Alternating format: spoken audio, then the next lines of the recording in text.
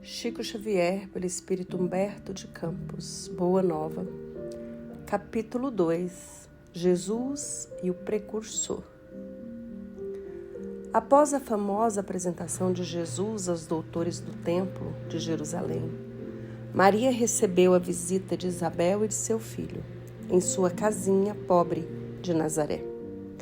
Depois das saudações habituais, do desdobramento dos assuntos familiares, as duas primas entraram a falar de ambas as crianças, cujo nascimento fora antecedido por acontecimentos singulares e cercado de estranhas circunstâncias. Enquanto o patriarca José atendia às últimas necessidades diárias de sua oficina humilde, entretinham-se as duas em curiosa palestra, trocando carinhosamente as mais ternas confidências maternais. O que me espanta, dizia Isabel com caricioso sorriso, é o temperamento do João. Dado às mais fundas meditações, apesar de sua pouca idade. Não raro procuro inutilmente em casa, para encontrá-lo quase sempre entre as figueiras bravas ou caminhando ao longo das estradas adustas, como se a pequena fronte estivesse dominada por graves pensamentos. Essas crianças, a meu ver, respondeu-lhe Maria, intensificando o brilho suave de seus olhos, trazem para a humanidade a luz divina de um caminho novo. Meu filho também é assim, envolvendo-me o coração numa atmosfera de incessantes cuidados. Por vezes vou encontrá-lo a sós, junto das águas, e de outras, em conversação profunda com os viajantes que demandam a Samaria ou as aldeias mais distantes nas adjacências do lago. Quase sempre surpreendo-lhe a palavra caridosa que dirige às lavadeiras, aos transeuntes, aos mendigos sofredores. Fala de sua comunhão com Deus com uma eloquência que nunca encontrei nas observações dos nossos doutores e, consequentemente, ando a cismar em relação ao seu destino. Apesar de todos os valores da crença, murmurou Isabel, convicta, nós, as mães, temos sempre o espírito abalado por injustificáveis receios. Como se deixasse empolgar por amorosos temores, Maria continuou. Ainda há alguns dias estivemos em Jerusalém, nas comemorações costumeiras, e a facilidade de argumentação com que Jesus elucidava os problemas que lhe eram apresentados pelos orientadores do templo nos deixou a todos receosos e perplexos. Sua ciência não pode ser desse mundo, vem de Deus, que certamente se manifesta nos seus lábios amigos de pureza. Notando-lhe as respostas, Eleazar chamou a José em particular e o advertiu de que o menino parece haver nascido para a perdição de muitos poderosos em Israel. Com a prima a lhe escutar atentamente a palavra, Maria prosseguiu de olhos úmidos após ligeira pausa. Ciente desse aviso, procurei Eleazar a fim de interceder por Jesus, junto de suas valiosas relações com as autoridades do templo. Pensei na sua infância desprotegida e receio pelo seu futuro. Eleazar prometeu interceder-se pela sua sorte. Todavia, de regresso a Nazaré, experimentei singular multiplicação dos meus temores. Conversei com José mais detidamente acerca do pequeno, preocupada com seu preparo conveniente para a vida. Entretanto, no dia que se seguiu às nossas íntimas confabulações, Jesus se aproximou de mim pela manhã e me interpelou. Mãe, que queres tu de mim? Acaso não tenho testemunhado a minha comunhão com o Pai que estás no céu? Altamente surpreendida com a sua pergunta, respondi-lhe, hesitante. Tenho cuidado por ti, meu filho, Reconheço que necessitas de um preparo melhor para a vida, mas como se estivesse em pleno conhecimento do que se passava em meu íntimo, ponderou ele: Mãe, toda preparação útil e generosa no mundo é preciosa. Entretanto, eu já estou com Deus. Meu Pai, porém, deseja de nós toda a exemplificação que seja boa, e eu escolherei desse modo a escola melhor. No mesmo dia, embora soubesse das belas promessas que os doutores do templo fizeram na sua presença a seu respeito, Jesus aproximou-se de José e lhe pediu, com humildade, o admitisse em seus trabalhos. Desde então, como se nos quisesse ensinar que a melhor escola para Deus é a do lar e a do esforço próprio, concluiu a palavra materna com singeleza. Ele aperfeiçoa as madeiras da oficina, empunha o martelo e a enxó, enchendo a casa de ânimo com sua doce alegria.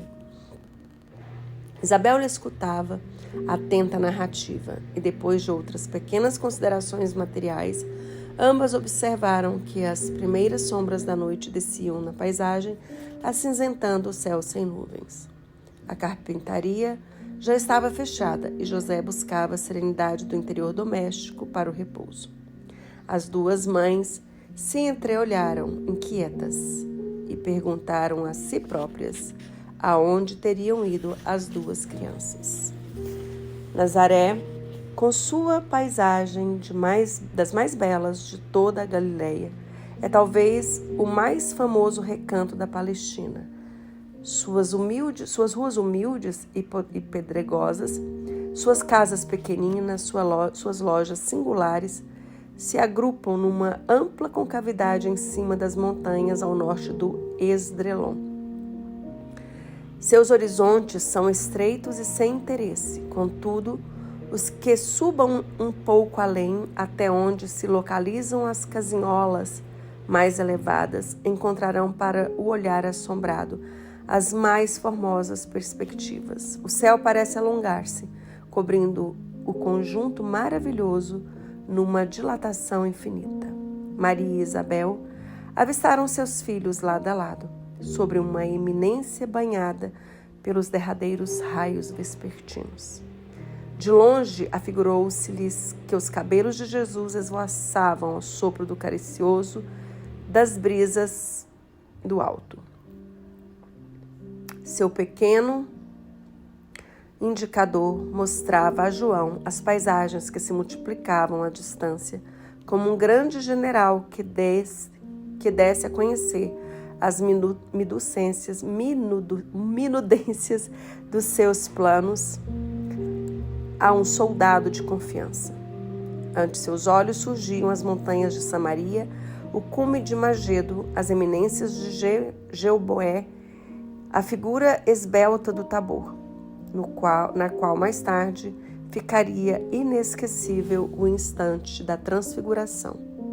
O vale do rio sagrado do cristianismo, os cumes de Safed, o golfo de Calfa, o elevado cenário do Pereu, num soberbo conjunto de montes e vales ao lado das águas cristalinas. Quem poderia saber qual conversação solidária que se travava entre ambos? Distanciados do templo, devemos presumir que fosse na terra a primeira combinação entre o amor e a verdade para a conquista do mundo. Sabemos, porém, que na manhã imediata, em partindo o precursor, na carinhosa companhia de sua mãe, perguntou Isabel a Jesus com gracioso interesse: Não queres vir conosco? Ao que o pequeno carpinteiro de Nazaré respondeu profeticamente, com inflexão de profunda bondade: João partirá primeiro. Transcorridos alguns anos, vamos encontrar o Batista na sua gloriosa tarefa de preparação do caminho à verdade, precedendo o trabalho divino do amor que o mundo conheceria em Jesus Cristo. João, de fato, partiu primeiro, a fim de executar as operações iniciais para a grandiosa conquista, vestido de peles e alimentando-se de mel selvagem, esclarecendo com energia e deixando-se degolar em testemunho à verdade. Ele precedeu a lição da misericórdia e da bondade. O mestre dos mestres quis colocar a figura franca e áspera do seu profeta no limiar de seus gloriosos ensinos, e por isso encontramos em João Batista um dos mais belos de todos os símbolos imortais do cristianismo. Salomé representa a futilidade do mundo, Herodes e sua mulher, o convencionalismo político e o interesse particular. João era a verdade, e a verdade na sua tarefa de aperfeiçoamento, dilacera e magoa, deixando-se levar aos sacrifícios extremos, como a dor que precede as poderosas manifestações da luz no íntimo dos corações. Ela recebe o bloco de mármore bruto e lhe trabalha as asperezas para que a obra do amor surja em sua pureza divina. João Batista foi a voz clamante do deserto, operário da primeira hora. É ele o símbolo rude da verdade, que arranca as mais fortes raízes do mundo para que o reino de Deus prevaleça nos corações, exprimindo a austera disciplina que antecede a espontaneidade do amor. A luta para que se disfarçam as sombras do caminho. João é o primeiro sinal do cristão ativo, em guerra com as próprias imperfeições do mundo interior, a fim de estabelecer em si mesmo o santuário de suas realizações com Cristo. Foi por essa razão que dele disse Jesus: dos nascidos de mulher, João Batista é o maior de todos.